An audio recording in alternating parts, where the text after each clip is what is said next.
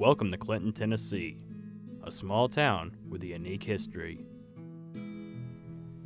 Today we're going to look at the history and story of how Clinton was turned into an antiques town. But before we go into Clinton being an antiques town, let's get a quick sense of Clinton's history. And to do that, we're going to talk to Mary Harris, an Anderson County historian.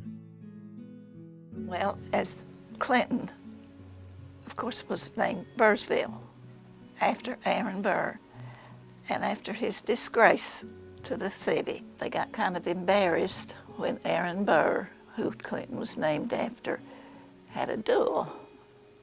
And that kind of looked bad for the town of Clinton. It was renamed Clinton after Senator Clinton. And of course, Anderson County was named after Joseph Anderson, who was a senator. And here's one for you. Joseph Anderson married an outlaw. Now you think an outlaw. I told his commissioner that one time and he said, "You mean he married an outlaw?" Yes, Only Patient Outlaw. That was her name. They were the families that came in here and settled up in towards Norris area, Andersonville. So it's nice to know that we had outlaws here. Now that we got a little history lesson about Clinton, let's find out how Clinton became an antiques town. And to do that, we're going to talk to Jerry Ellenberg and Judy Ray, both antique store owners. My name is Jerry Ellenberg. My business partner, Marcia Pemberton, and I started this business in 2001. We are located at 320 North Main Street in Clinton, Tennessee. This is Clinton Antique Mall. I'm the owner of Clinton Antique Mall. This is 3 floors. We've been here since 1979. And where we started at was a small building on Cullum Street. There were 5 of us that all worked in different shops, and we wanted a shop that we could just work one day a week and go out and buy stuff during the rest of the time. And so that's what we did. We formed it with 5 people to just start out as a small business that grew tremendously so that we could each one work a day and go out and shop for antiques. Some of the history of this building is that it was built between 1890 and 1892. It was originally a general merchandise and dry goods store for several years. In the 40s, it housed the Clinton Courier newspaper, which is our local newspaper. Then later on in the 50s and 60s, it became Taylor & Sons Auto Parts. But during its 120-year history, it's housed several different stores or businesses during that time. I actually rent the building. I started renting the building in 2001 because I was looking for a storefront to house an antique store here in Clinton. This was originally Clinton Hardware. It's been here for many years. We've had a couple owners. We took the building over in the late 80s, and it had not been occupied by a hardware store, antique store, anything for probably about 4 or 5 years. It had really gone down. And we took it over, and in 4 months brought it into what it is now, which is a beautiful antique shop. The kind of antiques that interest me probably the most are what we call primitive or country items or country collectibles, something that ties into the East Tennessee history, what people used to use years ago before it was a modern era. Things like cupboards, crocks, churns, dough bowls, rolling pins, oil lamps, anything connected with Appalachian East Tennessee. We would love to always have East Tennessee pieces because that's part of our heritage in Tennessee, or just Tennessee pieces in general.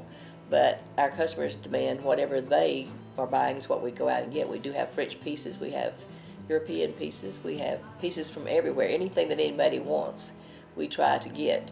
But our love is still the East Tennessee primitives. With all the antiques in their stores, where do they find their customers?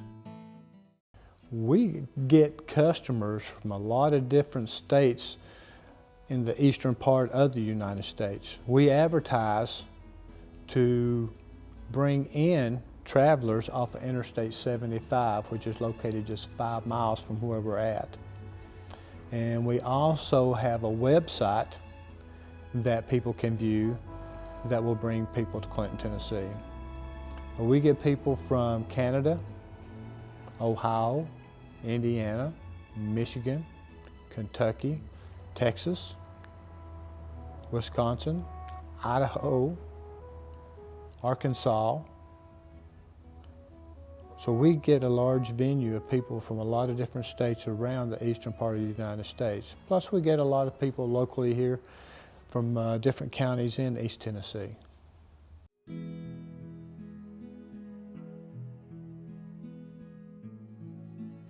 What do people have to say when they sell their antiques to antique stores?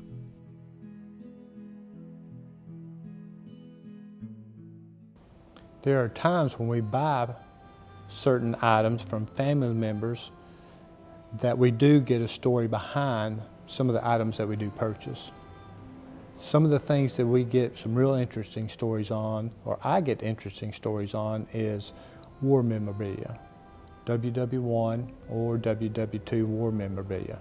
A lot of these things were owned by these people's grandparents or their parents that have been passed down through the years to them.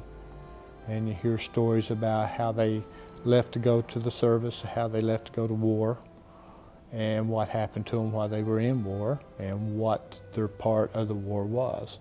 This is one of our unique finds where people just pull up to the back door and open up their trunk and say, you know, I'm leaving, I've got a bunch of stuff for sale, would you be interested? And of course, it's anything to do with our history. We want it. This is a great little item that you've probably seen yourself. It's an old Jack in the Box. See, it still works.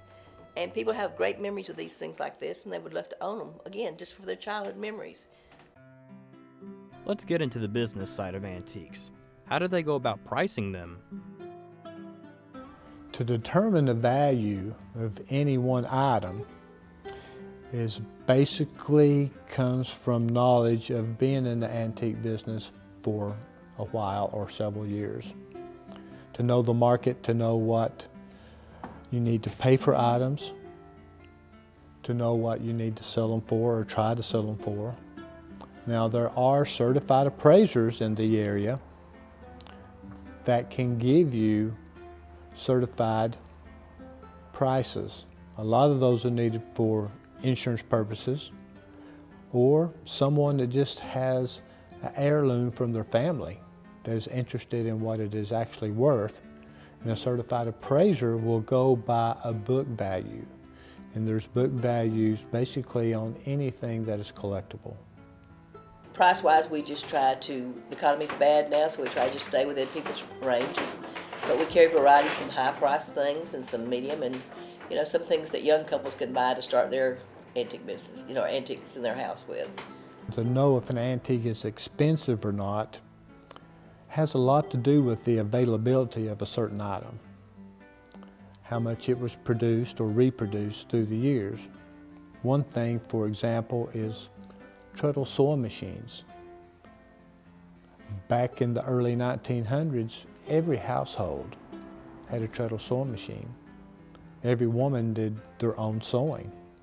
So you're going to find a lot of treadle sewing machines by a lot of different makers. The same thing applies a lot to a lot of crockery, as far as crock bowls, crock jugs, churns. All of those were utilitarian items that every family had to have that they used from day to day. A lot of those survived. So only the specialty ones are most expensive. What really determines the value of an antique, which a lot of times an antique, to make it an antique needs to be 90 to 100 years old actually, but is the availability and the condition of what a certain item is.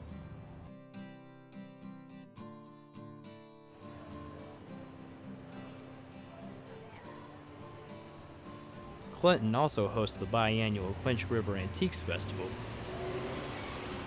Let's find out about that. The Clinch River Antique Festival is a gathering of antique vendors from Tennessee and surrounding states that come to Clinton twice a year to present and sell their antiques at an antique show that's held outdoors.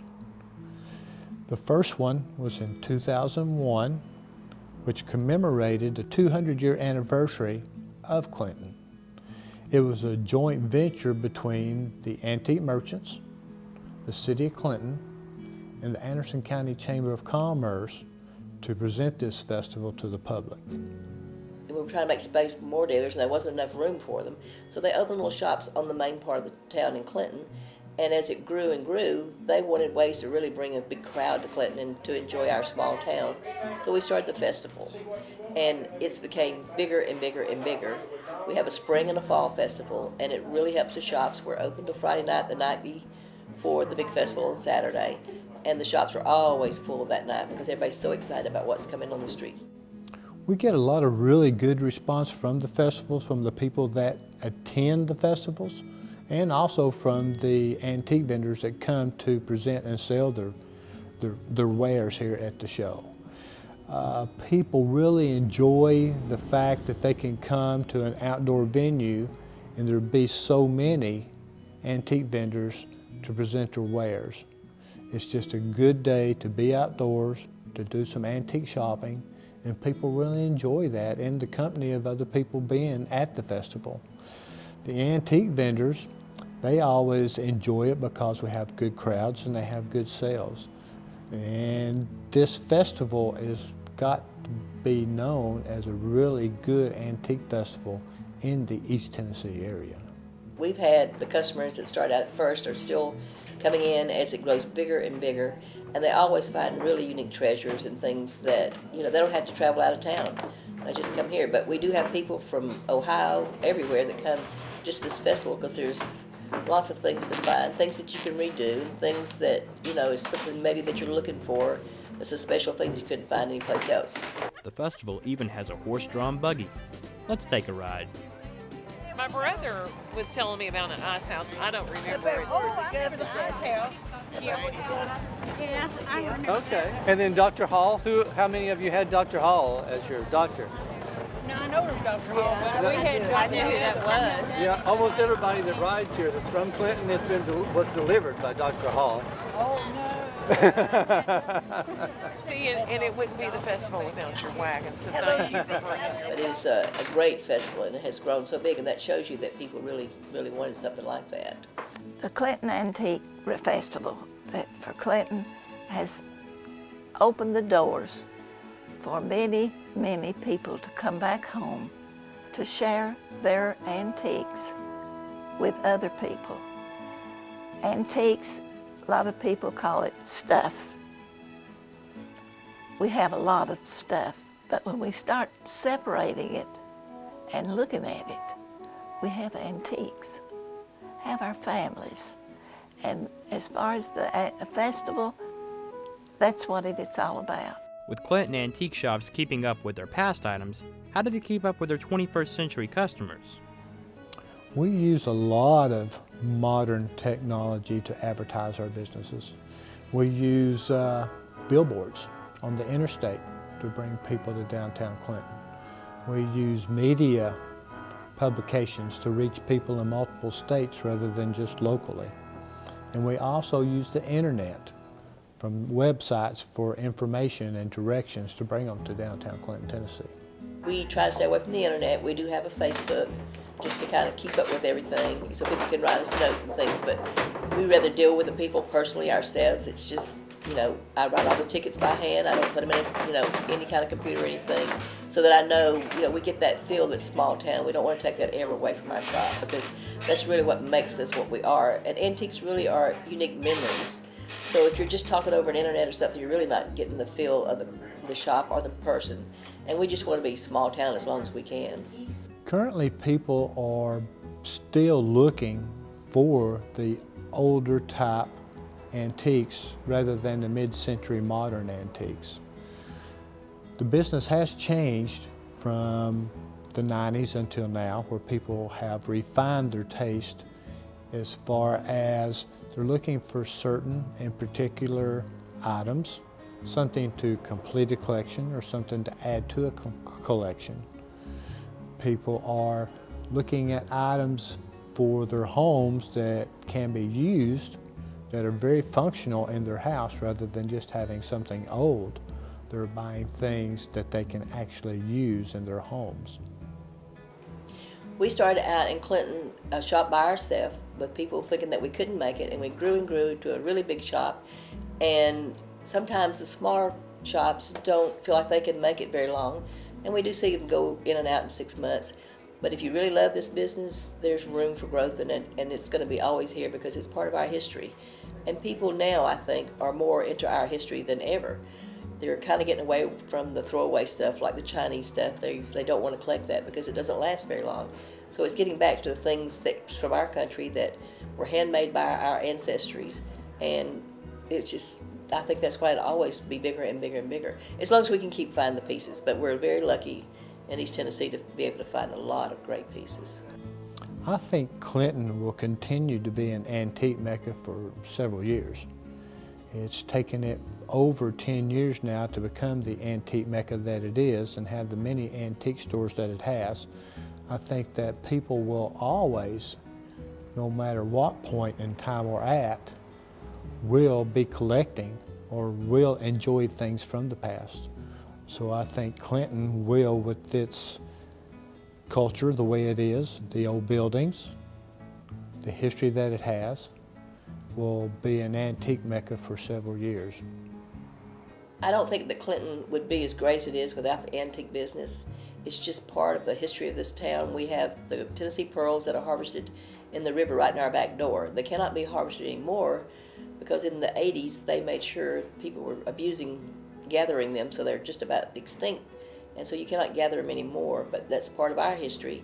Antiques are part of the history of this town, but it makes it really unique because it's so different. It's not just a little town with some little bitty shops in it. It's real great antiques. The way I see and the way that Clinton will advance in the next 20 years is growing. Our industries, our parks, where so many businesses have come in, and that's going to help Anderson and Clinton as far as being able to expand families that can stay here and not have to move off, like World War II, when people lived and they couldn't make a living. Most of them went north. But with the industries that we have here in Clinton, out in the industrial parkways, people can make a living and stay at home. And our commissioners, our city government, they see and make plans to bring industries in so the people can have jobs to survive, send their children to school, get an education. And friends, that's the main thing. Friends all over the county. And I expect Anderson County to survive.